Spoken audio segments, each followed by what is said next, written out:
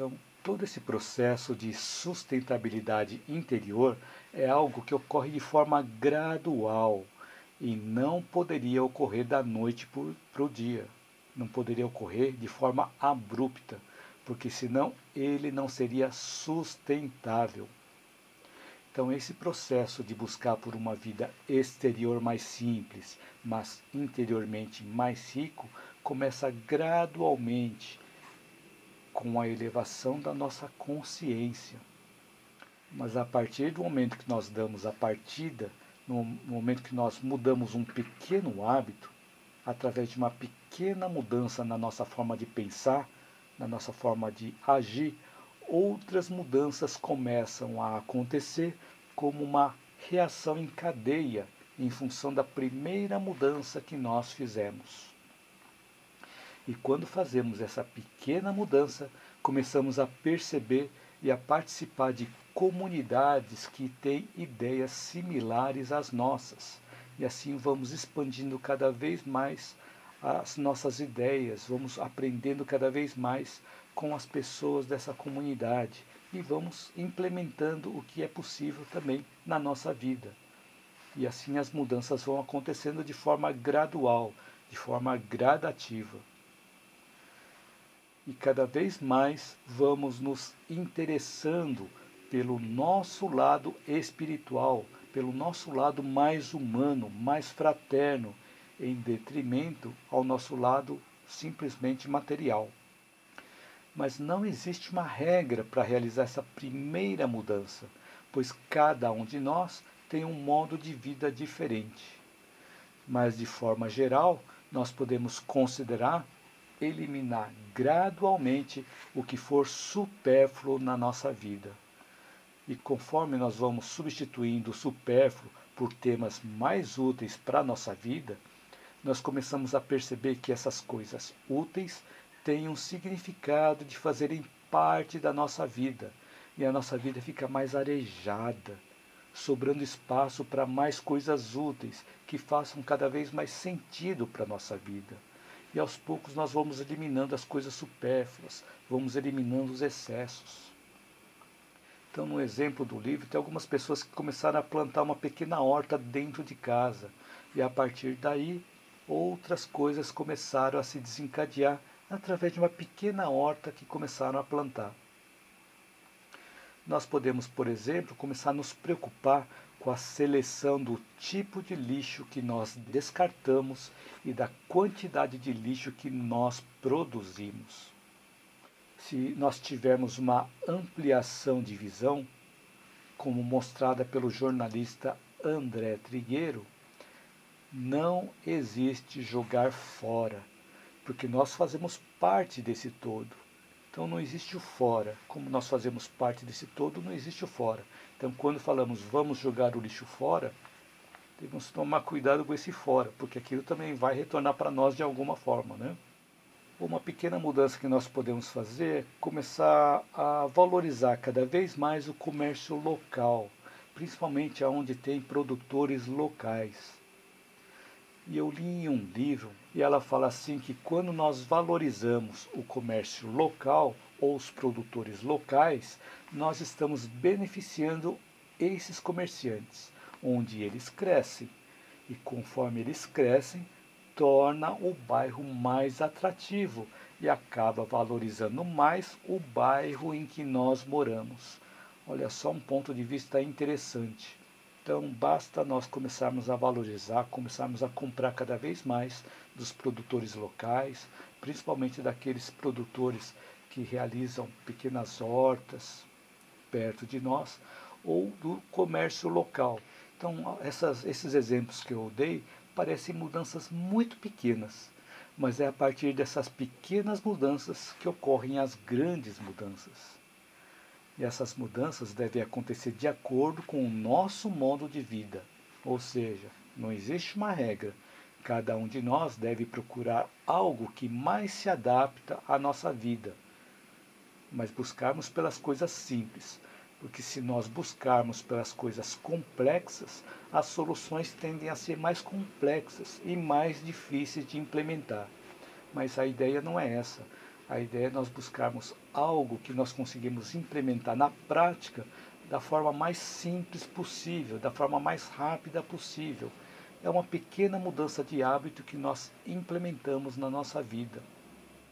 Então, estava falando das pequenas mudanças de hábito que nós podemos implementar na nossa vida, tirando os excessos, tirando os exageros, né, tirando os supérfluos. No meu caso, eu já não assistia futebol, não assistia novelas, nem BBB, notícias, que para minha forma de vida não serviam e também hoje não servem, né? Então eu procuro usar o meu tempo para estudar, assistir conteúdos que possam contribuir para o meu crescimento interior, mas é claro que eu tenho tempo para o meu entretenimento também. Uma coisa interessante é que nós estamos adotando uma alimentação mais saudável, substituindo a proteína animal por outras proteínas vegetais, substituindo as coisas que fazem mal para a saúde por alimentos mais saudáveis. E um ponto importante, que eu faço isso com acompanhamento de uma médica e com as orientações de uma nutricionista. Caso você busque por uma alimentação mais saudável, é importante fazer esse acompanhamento com um médico e também com uma nutricionista, pois cada um de nós tem uma necessidade diferente da outra. Mas essa mudança de alimentação não aconteceu da noite para o dia. Ele vem acontecendo gradualmente, desde 2016, e hoje nós estamos em 2022, né? Ou seja, mais ou menos uns 6 anos. 6 anos para cá eu comecei a tomar consciência do tipo de alimentação que eu consumia. Mas uma coisa é eu saber que tal alimento prejudicava a minha saúde. E a outra coisa era mudar o hábito para substituir esses alimentos por outros mais saudáveis. Então, gradualmente eu fui implementando essas mudanças, mas não significa que acabou, pois vejo que eu continuo descobrindo, junto com a minha esposa, outras possibilidades de alimentos saudáveis também. E qual o impacto exterior dessa mudança? Bom, meus exames médicos têm dado cada vez melhores resultados e percebo que cada vez mais me conscientizo da preservação da natureza. A minha vida tem ficado mais leve, porque quanto menos eu utilizo meu tempo para me preocupar com as coisas que não fazem sentido na minha vida, mais tempo sobra para eu ocupar o meu tempo mesmo com coisas que fazem sentido. Então já faz algum tempo que nós não compramos mais carne em casa. Mas por que nós não estamos consumindo carne, né? É porque estamos buscando por um alimento mais saudável. E a carne não estava fazendo um bem para a saúde, né? No meu caso, tá? Eu fiz uma pesquisa sobre o consumo de água necessário para nós termos 1 quilo de carne bovina. Então, em uma aula com o Dr. Sérgio Felipe de Oliveira, ele fez uma pergunta para mim, e eu não tinha a menor ideia de quanto de água se consumia para que nós pudéssemos ter 1 quilo de carne dentro de casa. E aí ele me esclareceu que para nós termos 1 quilo de carne bovina eram necessários 15.000 litros de água em todo o processo. E aí eu fiz as pesquisas na internet que embasam essa informação, que para produzir 1 quilo de carne são necessários 15,4 mil litros de água. Então depois eu vou deixar os links dessas fontes de informações na descrição do vídeo. Então olha só quanto de água é necessário para que seja produzido 1 quilo de carne. 15.000 litros de água. Então, cada vez que eu não como carne, eu estou contribuindo para não ter esse gasto de 15.000 litros de água a cada quilo de carne.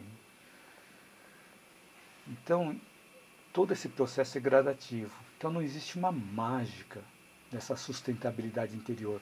É tudo uma construção, que tudo começa com uma pequena mudança. Então, faz sentido dizer que para nós termos sustentabilidade interior, nós precisamos substituir as coisas que não nos ajudam no nosso crescimento interior. Faz sentido dizer que o caminho para o nosso crescimento interior é através da elevação do nosso nível de consciência? E para que nós possamos elevar o nosso nível de consciência, nós precisamos nos conhecer cada vez mais. E para nos conhecer cada vez mais, nós precisamos estar constantemente em busca de conhecimentos que sejam úteis para nós. Tudo isso faz sentido? E para nós termos mais tempo para buscarmos por esses conhecimentos úteis, nós precisamos renunciar às coisas que são supérfluas. E assim funciona o processo. Mas essa mudança, lembrando de novo, né, essa mudança não deve ser brusca, porque quando nós fazemos uma mudança brusca, a tendência para retornar ao estado anterior ocorre de forma rápida também. Por isso que é importante nós começarmos pouco a pouco essas mudanças. Então, o caminho para a sustentabilidade interior começa com um primeiro passo, que atenda e que possa também suprir e alimentar as nossas pequenas necessidades interiores. E gradualmente nós vamos levando uma vida de forma mais consciente, mais sustentável interiormente e com menos sofrimentos emocionais, pois começamos a encontrar um sentido nas coisas que ocorrem na nossa vida. Nós começamos a eliminar as coisas supérfluas, começamos a eliminar os excessos, que são coisas que não faziam muito sentido na nossa vida, mas que estavam ocupando uma parte também da nossa vida. Então, quanto mais nós eliminamos esses excessos, mais sobra tempo para buscarmos por coisas que sejam úteis para nós. E quanto mais nós investirmos nas coisas que são úteis para nós, nós fortalecemos o nosso interior, mais nós crescemos interiormente, mais sustentáveis interiormente nós ficamos, e assim nós vamos tendo menos sofrimentos emocionais, que cada situação da nossa vida vai passar a ter um significado, vai passar a ter um sentido.